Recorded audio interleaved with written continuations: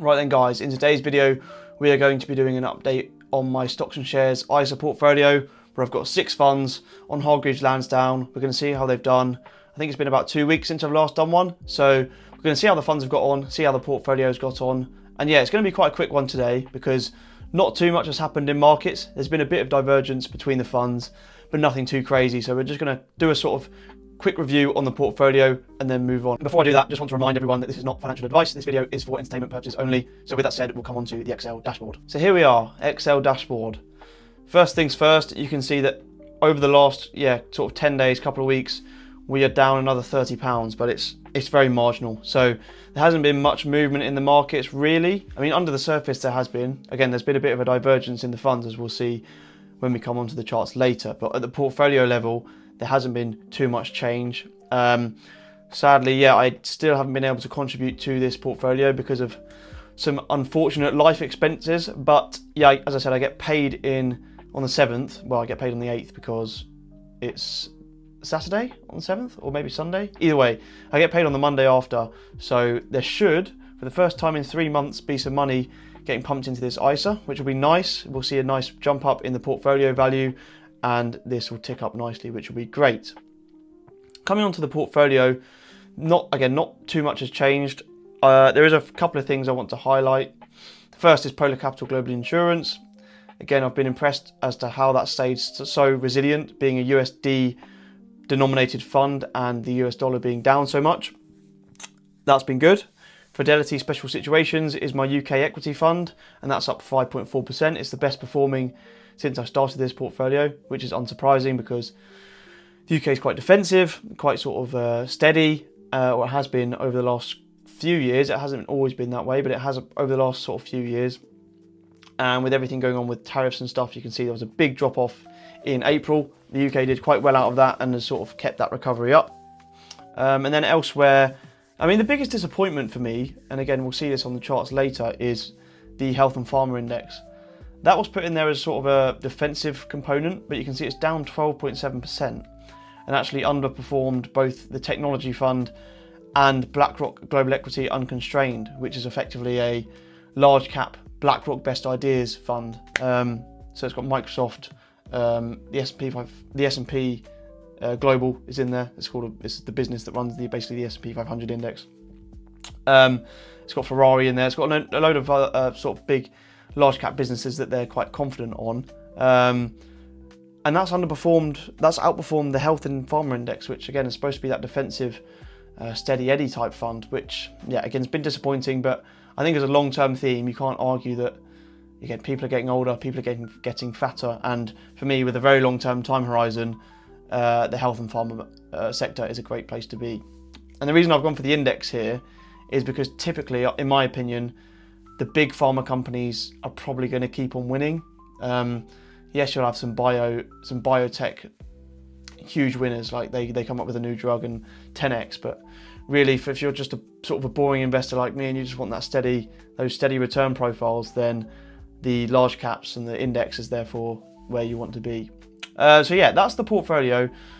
Columbia Threadneedle American smaller companies down 15%. Again, Trump's uncertainty, Trump's tariffs, all the nonsense with the US economy, the US dollar being down. It's been an awful time to be in US small caps, to be frank. But again, as I've said in previous videos, I don't mind being exposed to small, rapidly growing companies in the world's most sort of capitalistic, shareholder-focused economy.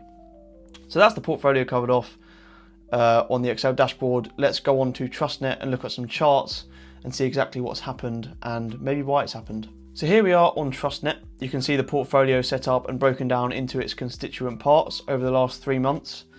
This website's actually really good. If you haven't come across it before, you can sign up for free, implement whatever funds, whatever stocks, I think you can put stocks on here, whatever stocks you want onto this portfolio analyzer type thing, and you can chart them against each other. It's really quite useful. But yeah, you can see the biggest standout there is F, which is the Health and Pharma Index. It did actually protect quite well on the downside up until, the tariff announcement. You can see that we had, I think that's the tech funds, smaller companies, and BlackRock Global Equity Unconstrained down significantly, and Health and Pharma was about 10% up on, 8% up on them at one point. Sadly, that didn't continue. They didn't sort of engage in the rebound, and they are now down 15% in the last 3 months. I think a lot of that is to do with RFK and the Trump sort of duo attacking pharma. Trump tweeted, I think it probably 3 weeks ago now, that he was going to come after pharma, get their prices down, make them more comparable to sort of European prices, which is obviously a headwind and has weighed quite clearly on the stock prices. If that does go through, I mean, what I've heard on this subject is that Congress basically has to agree to it, and pretty much every president for like the last 25, 30 years has said we're going to deal with pharma prices. But firstly, the other party doesn't want to give the president the big win, and secondly, pharma basically pays off the US government anyway, so it's been very hard to get done. You have got to think, if anyone's going to do it, it's probably Trump. So that is definitely a tail risk to the fund and to the sector as a whole in terms of profitability. If he can get that done, then it's almost a binary outcome at this point. If it gets done, then pharma prices are going to be smashed and that holding is going to be in a bad place. If it doesn't go through, then you'd expect to see a decent little recovery there. Elsewhere, you've got, again, the UK Special Situations Fund smashing it. The drawdown protection was really good on that. They focus on cash flow generators, really steady businesses. So I know I think maybe their largest holding, or definitely top 3 to top 5, is Imperial Brands, which is a tobacco company, pretty much recession proof. They're buying back a ton of shares, dividend yields like 7%. So very, very happy with that. Polar Capital Global Insurance has been pretty much sideways for the last 3 months, which, as I said, is very respectable given what the US dollar's done. If you look at the hedged share class on this one, it's making new all-time highs. I did mention that in a different video on the US dollar. I'm leaning away from the US dollar now. If we do get a little US dollar rebound, not that I'm trying to time the currency markets, but in some ways I am. If we do get that US dollar rebound, I will probably move into the hedged share class of that fund. The only reason I don't want to do that now is because it's almost buying high, selling low. The US dollar's been smashed 10-15% since the start of the year. Don't really want to sell out now. I'd like a 5, 6, 7% rebound, and then I can sort of change over happily for the next 3 to 5 years, sit in the hedge share class away from the US dollar and just get that insurance exposure. Anything else I want to highlight here? Not really. If we look at the 1 month time frame, yeah, you can see the recovery there. This is almost since the bottom of the tariff drop. Health and pharma has just been non-existent, hasn't it? It's been quite a miserable time for them. You've seen tech have a big rebound, it's up 8%. BlackRock Global Equity Unconstrained does have tech in it, so it's the same sort of factor. That economic growth factor is really key there. Whereas something like insurance is pretty insulated from economic growth, really. It's quite insensitive to the business cycle. So that's why that's happened. If we just chuck my portfolio on instead, you can see what it's done over the last 3 months. Just to remind everyone on my awful timing at setting up the series, I started my YouTube channel in this series up here, and then that happened. So again, not ideal timing, but let's just go back to 3 months quickly and just review that. So we had slight sell-off due to Trump uncertainty and tariff uncertainty and what he was doing with Canada and Mexico and his rhetoric. Then we had Liberation Day, down 10 to 12%. And then we've had the recovery since.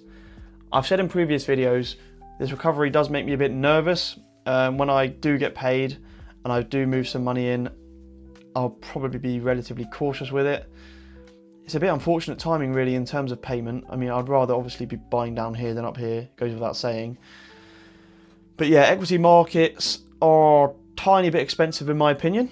But hey, what can you do? I've got a 10, 15 year, 20, 30, 40, 50, 60, 70, 80, infinity year time horizon. I've got a long time horizon, so I don't mind buying a little bit higher.